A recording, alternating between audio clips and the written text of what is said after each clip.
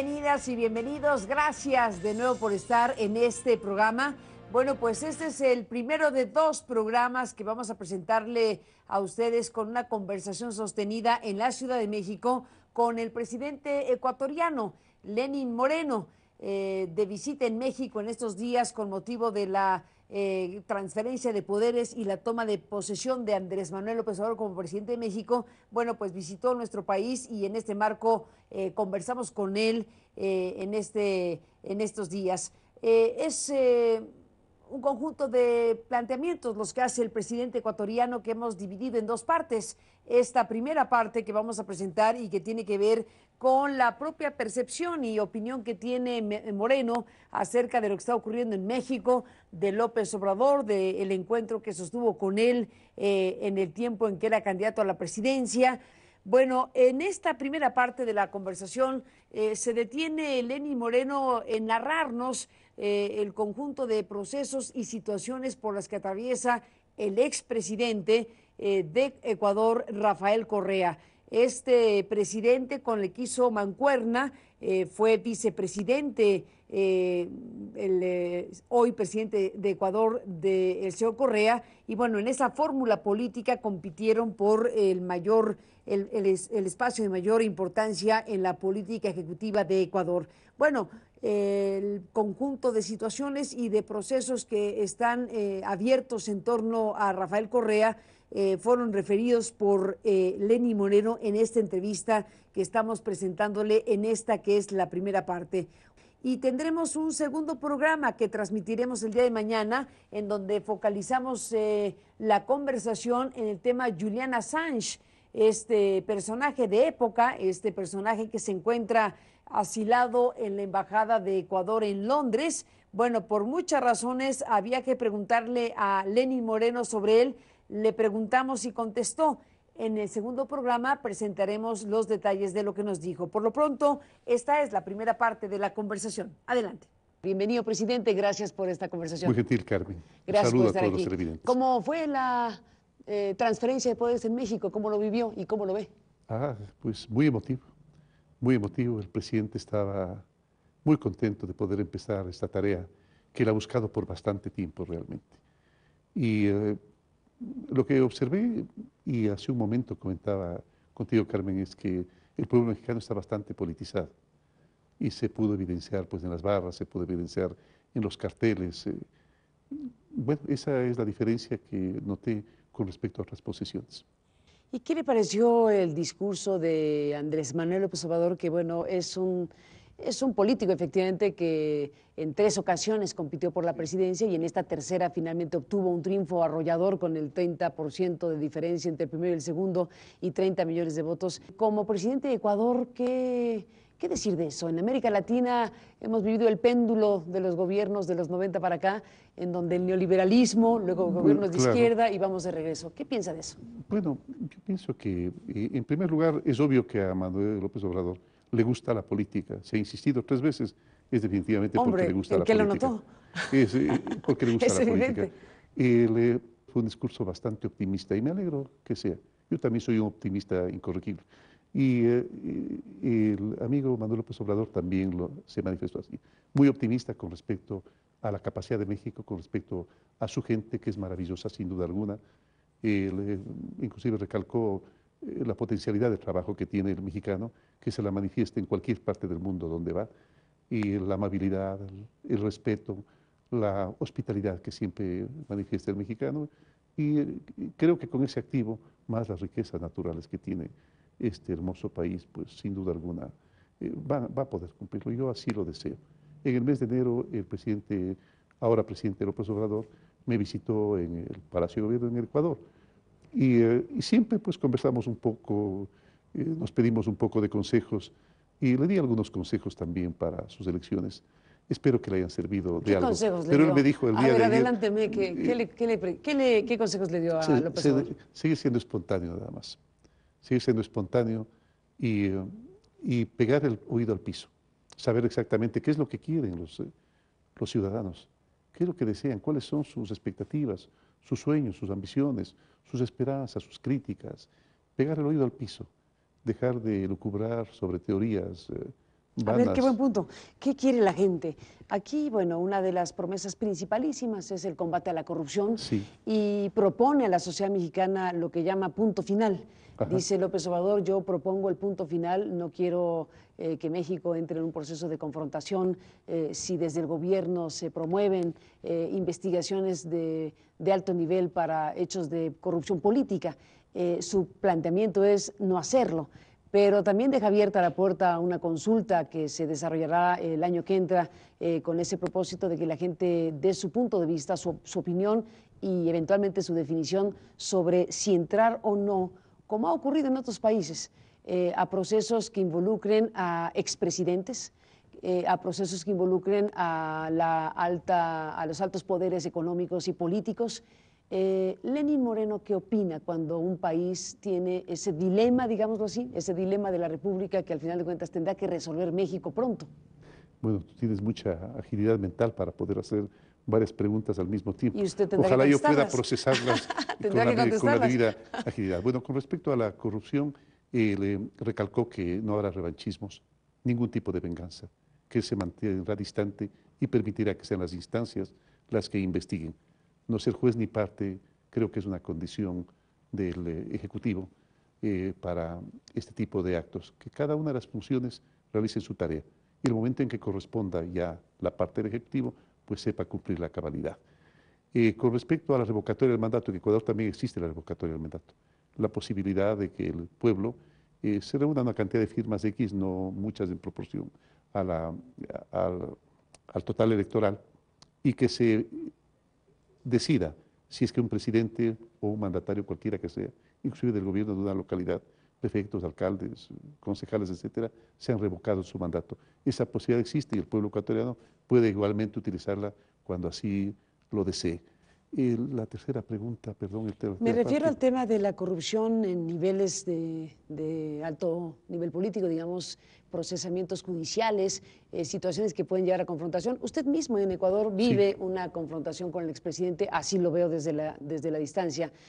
Su relación con Rafael Correa, desde luego, es bastante ríspida, están abiertos procesos y parte de la pregunta que le hago en relación a México tiene que ver con su propia experiencia. Cuando se abren expedientes con el antecesor o con los antecesores, ocurren cosas como ¿qué, presidente? bueno, yo prometí una lucha frontal a la corrupción, una cirugía mayor, la de Minillo. Y la estamos practicando, inclusive tenemos la intervención de Cirugía organismos. mayor. Sí, una cirugía mayor. ¿A quién y por Porque, qué? sí, a toda la política y a la posible corrupción.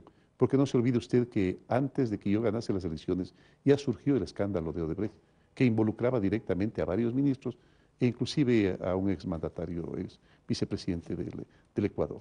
Entonces, ante esas circunstancias, una cirugía mayor no se puede hacer si no se brinda lo que corresponde a cada una de las funciones, autonomía y libertad para cumplir con sus tareas. Mejor forma de hacer una cirugía de la corrupción. Hay un tema que tiene que ver con el grado de independencia real de las instancias de justicia en nuestros países. Ajá. Desde luego México tiene un problema muy serio sobre ese tema. En Ecuador, usted me dirá, pero en muchas ocasiones es difícil aceptar o creer que un mandatario no se mete con los procesos de justicia. Y en el caso de Correa, bueno, hay señalamientos de traición de su parte hacia él, porque eran parte del mismo equipo. Usted fue su vicepresidente. Así es. Y lo que hoy vive Correa lo vive como traición de su parte. Mire, Carmen, hace un momento también conversábamos de qué es lo que ocurre cuando inicia un proceso al que nosotros llamamos una revolución. A pesar de que ahora se llama revolución a cualquier cosa, ¿no? ¿Y por qué Sí. revolución acá? Revolución, sí. Empezamos un proceso revolucionario. Yo me encontré con un joven embebido en la tarea de cambiar sustancialmente las condiciones de Ecuador, lograr equidad, lograr reparación de ¿Se refiere a oportunidades. Correa? Sí, sí, sí. Como Yo me compañero de encontré fórmula. yo me encontré con ese compañero de fórmula y por eso acepté, a pesar de yo haber tenido siempre cierta resistencia a aceptar candidaturas políticas. Pero acepté con esa condición y realmente se cumplió. Y al principio hubo libertad de que cada una de las autoridades, inclusive las actividades que me habían delegado a mí, las cumplí con bastante cariño, con bastante dedicación, con bastante respeto y sobre todo relevando pues la necesidad de rescatar para la sociedad la dignidad de visibilizar a las personas con discapacidad y devolverles sus derechos. Entonces, hicimos un buen trabajo, todo marchaba bien. ¿Y luego? Me parece que el momento en que decidió reelegirse por tercera ocasión, yo estaba en Ginebra cumpliendo tareas de Naciones Unidas, el momento en que decidió reelegirse por tercera vez, desconoció la posibilidad de consultarlo al pueblo, que es nuestro principal mandante y es el dueño primigenio del poder. No le consultó, consultó a la Corte Constitucional, la Corte Constitucional dijo que sí podía ser por tercera vez candidato. El momento en que vio que no tenía ninguna posibilidad de ganar las elecciones, fue a Ginebra. No digo a rogarme por no ser grosero, pero sí me insistió durante 2 horas que aceptase la candidatura, porque él me decía que la revolución puede tropezar, que la revolución no va a avanzar, y un poco me creí esa cantaleta. Me creí la cantaleta y regresé como candidato, unas elecciones bastante duras. Yo sabía perfectamente que la única persona que en esas circunstancias podía ganar las elecciones era yo, porque durante mi vicepresidencia había acumulado bastante respaldo de la gente, a tal punto que el desgaste de la presidencia de Correa no fue óbice para que yo pueda ganar las elecciones. Y la gané, con un margen bastante estrecho, pero la gané. A partir de ese momento yo cumplí lo que había prometido, porque hace unos 3 o 4 meses de las elecciones, antes de las elecciones, yo había mandado una carta a nuestro movimiento Alianza País, en la cual decía que definitivamente debíamos hacer cambios. Entre los cambios, no reelección, no le debe haber gustado. Entre los cambios, volver a acercarnos a aquellos movimientos políticos y sociales que fueron nuestra base de sustento para poder seguir ganando elecciones, que eran, por ejemplo, los indígenas, pero lastimosamente en el tiempo de Correa, al final, cuando todo se volvió un poco extraño, cuando todo se volvió un poco siniestro, las confrontaciones fueron muy fuertes. ¿Siniestro es la palabra? Sí, sí, sí. ¿Por qué siniestro, presidente? Siniestros, mire usted, porque empezaron a designarse a dedo a autoridades que debía elegirlas del Consejo de Participación Ciudadana. Prácticamente todo era lo mismo, todo era exactamente lo mismo.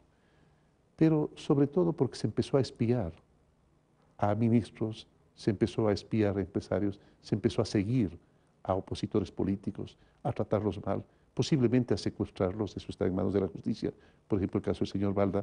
¿Es el proceso que está abierto contra Correa? Contaminar procesos, vuelvo a recalcar. ¿Y qué se presume ahí? Una cámara, y seguramente tú conoces, Carmen, se dejó colocada una cámara en la Presidencia de la República, ¿Para usted? que de acuerdo al técnico, sí, de acuerdo al técnico que la había instalado, servía para monitorearme y lo hacía el presidente Correa desde su celular. Pero allí también mira algo extraño. ¿Eso se comprobó? Para que veas cómo estaba. ¿Eso se comprobó? ¿Perdón? ¿Eso se comprobó? Sí, cómo no. ¿Que el presidente Correa lo espiaba? Aquí está el guardia que de casualidad se arrimó a una pared y sintió que quemaba la pared. Y el momento en que empezó a raspar, se topó varias capas muy bien disfrazadas, que disfrazaban una cámara. Hicieron la denuncia. ¿A quién le hicieron la denuncia? A la guardia presidencial que me había dejado poniendo el presidente Correa, a los técnicos que había dejado el presidente Correa allí, porque yo todavía confiaba en él. Entonces no me importó. ¿Que le dejara su equipo? Bueno, al otro día el fiscal, que también estaba muy vinculado al expresidente Correa, declaró que sí, que existía la cámara, pero que estaba desconectada. Entonces yo dije, bueno, pues me parece un poco extraño. Es el primer aparato eléctrico que desconectado quema, pues, que desconectado calienta. Entonces, cosas como esta, ¿no? Y siniestralidades que desdicen de las buenas intenciones de un mandatario. Luego empezaron a saltar los elementos de corrupción. Ahí sí la preocupación fue mayor. En ese momento el presidente Correa me reclamó y me dijo que yo había ofrecido proteger a los compañeros, pero por favor le dije, a ver, no confundamos, proteger es una cosa, solapar es otra cosa. Eso no lo voy a hacer, bajo ninguna circunstancia. En ese momento vino el distanciamiento. ¿Ese momento en dónde ocurrió? ¿En Ecuador? Sí. ¿Siendo usted ya presidente? Sí. Él estaba todavía allá. ¿Siendo ya usted presidente? Él estaba todavía ahí. Y claro, el detonante de todo fue mi llamado, una convocatoria a consulta popular, para que el pueblo diga si es que quiere o no que haya reelecciones, más de dos elecciones a un mismo mandatario. Para irme a la pausa, presidente Lenín Moreno, ¿cuál es el estatus jurídico del expresidente Correa? ¿Cómo lo podría definir? ¿Está acusado de qué cosas? ¿En qué circunstancias se encuentra? ¿Puede o no volver a Ecuador? Varias preguntas a la vez. Bueno, hay varias acusaciones. De la que más ha salido a los medios de comunicación es la de un secuestro a un ex opositor político, el señor Fernando Balda. El señor Fernando Balda fue un miembro del movimiento, que en un momento se distanció cuando encontró corrupción y empezó a denunciarla, además de ciertos asuntos personales que siempre lo he criticado. El señor Balda fue a Colombia y parece que allá se envió a secuestrarlo. Todas las evidencias apuntan al expresidente Correa. Todas las evidencias apuntan a él.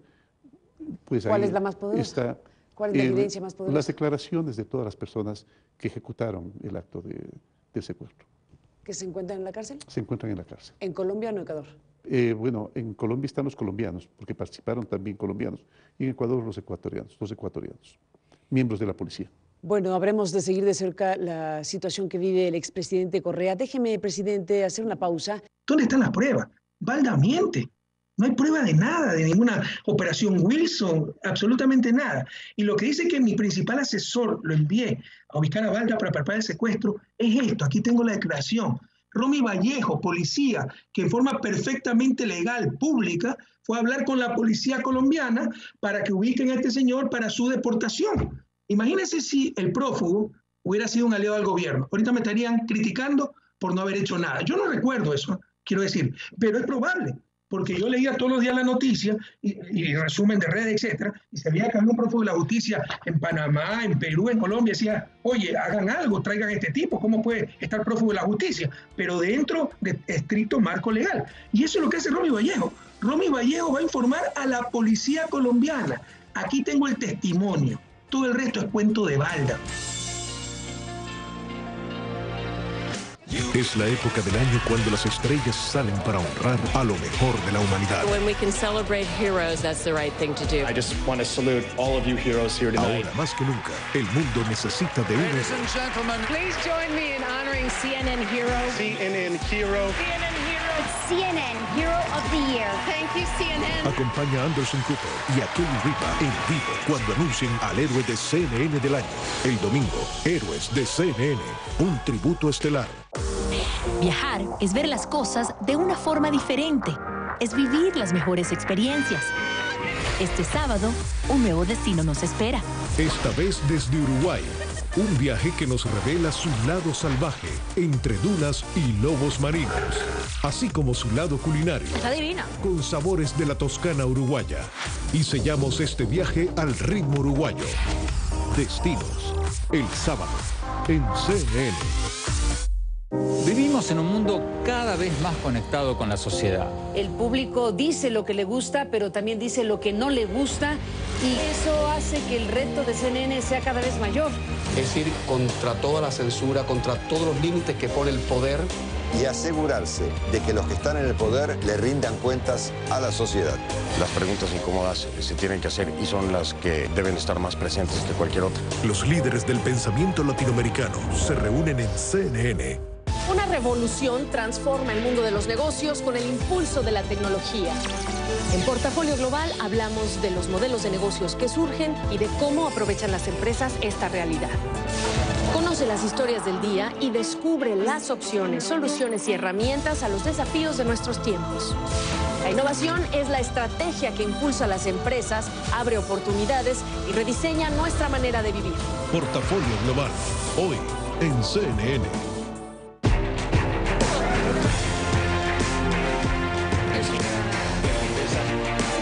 Somos CNN, el líder mundial en noticias. Las mejores películas están en DirecTV. Los geólogos predicen que un evento de nivel de extinción va a matar a los últimos dinosaurios vivientes. Los vamos a salvar.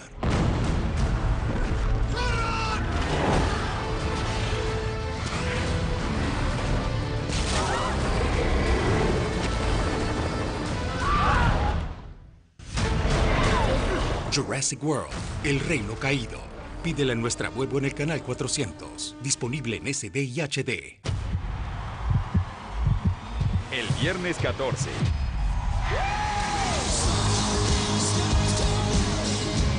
La música country invade a On Direct TV con 2 especiales. Una noche que reúne a los más grandes nombres del género. You can watch country music's biggest night. Right here on Direct TV. Viernes 14, en exclusiva, On Direct TV. Soy Raúl Sainz en Miami. Somos CNN. ¿Cómo ve usted América Latina? ¿Cuáles son sus focos de atención? Venezuela, Cuba, Nicaragua, hay muchas cosas. Voy a hacerlo ¿Qué es lo que usted ve? Lo más rápido posible, Venga. Carmen, porque así lo requiere el tiempo. En primer lugar, nosotros estamos reinstitucionalizando el país, devolviendo a las funciones su autonomía. Estamos también estabilizando la economía, estamos tratando de resolver el problema de la deuda externa, que es muy grave, como ya lo conversé hace un momento, y estamos volviendo a conversar, volviendo a dialogar, a respetar el criterio del distinto, del diferente, a tolerar, respetar los criterios diversos. Estamos dialogando con el fin de obtener de la ciudadanía el más amplio criterio acerca de qué piensa con respecto al futuro del país. Y estamos más o menos ajustándonos a esos temas dentro de nuestras posibilidades.